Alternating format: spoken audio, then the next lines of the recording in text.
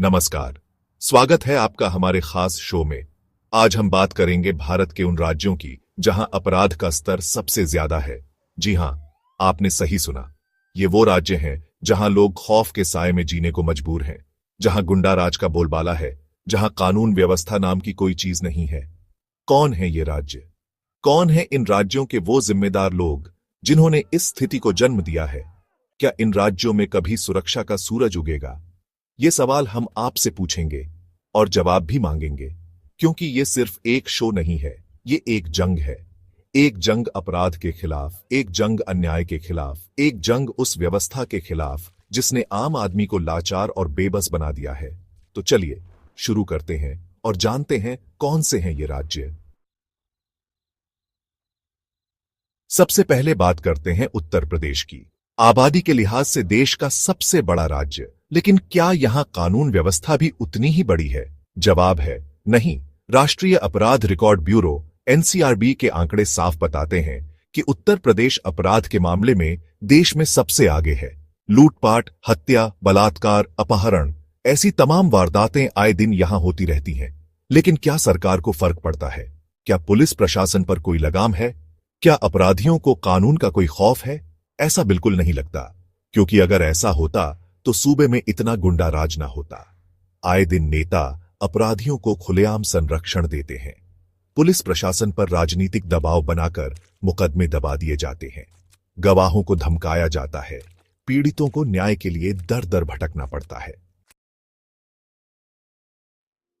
अब बात करते हैं महाराष्ट्र की।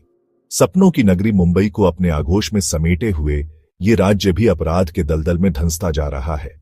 आर्थिक राजधानी होने के नाते मुंबई हमेशा से ही अपराधियों के लिए एक सॉफ्ट टारगेट रहा है। फिरौती, एक्सटॉर्शन, ऑर्गेनाइज्ड क्राइम, ये सब मुंबई की पहचान बनते जा रहे हैं। यहां तक कि बॉलीवुड इंडस्ट्री भी अब अंडरवर्ल्ड के साए से खुद को सुरक्षित नहीं रख पाई है। लेकिन सिर्फ मुंबई ही नहीं, पूरे महाराष्ट्र में अपराध का ग्राफ तेजी से बढ़ रहा है। साइबर क्राइम, जमीन घोटाले, धोखाधड़ी, ऐसे अपराधों में लगातार इजाफा हो रहा है।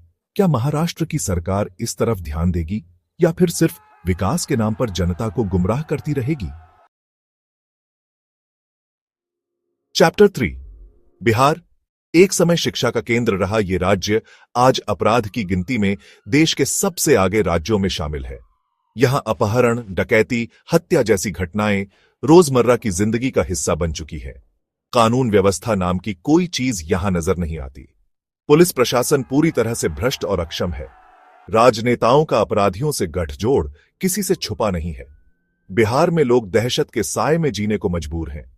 क्या कभी बिहार में वो दिन आएगा जब लोग बेखौफ होकर सड़कों पर निकल सकेंगे? क्या कभी बिहार फिर से शिक्षा का केंद्र बन पाएगा? चैप्टर 4, पश्चिम बंगाल। कभी संस्कृति और कला का गढ़ रहा ये राज्य आज राजनीतिक हिंसा की आग में झुलस रहा है। चुनावों के दौरान तो यहां हिंसा का तांडव देखने को मिलता है। विपक्षी दलों के कार्यकर्ताओं पर हमले, बमबाजी, हत्याएं, ये सब आम बात हो चुकी हैं। राजनीतिक स्वार्थों के लिए यहां गुंडागर्दी को बढ़ावा दिया जाता है। पुलिस प्रशासन पूरी तरह से सत्ता पक्ष के इशारों पर नाच रहा है। क्या पश्चिम बंगाल में कभी लोकतंत्र की जीत होगी? क्या कभी यहां हिंसा का अंत होगा? चैप्टर 5, मध्य प्रदेश। देश का दिल कहलाने वाला यह राज्य आज महिलाओं के लिए सबसे असुरक्षित राज्यों में से एक है। यहां हर रोज बलात्कार, छेड़छाड़, दहेज, हत्या जैसी घटनाएं सामने आती हैं। कानून तो है, लेकिन उनका सही ढंग से पालन नहीं हो रहा है। महिलाओं की सुरक्षा के लिए बनाए गए कानून महज कागजों तक ही सीमित हैं। पुलिस प्रशासन लापरवाह है, न्याय व्यवस्था सुस्त है।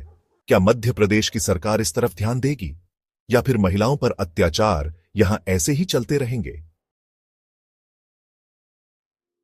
उतरो। तो ये थे भारत के वो राज्य जहां अपराध का स्तर सबसे ज्यादा है। ये सवाल हर उस भारतीय के मन में है जो सुरक्षित माहौल में जीना चाहता है। क्या भारत अपराध मुक्त हो पाएगा? आपका क्या कहना है? हमें कमेंट्स में जरूर बताएं। क्या इन राज्यों की सरकारों को जगाने का कोई तरीका है? क्या पुलिस प्रशासन को और सख्त बनाने की जरूरत है? क्या हमें खुद आगे आकर इस लड़ाई में शामिल होना होगा? धन्यवाद और देखते रहिए हमारा खास शो।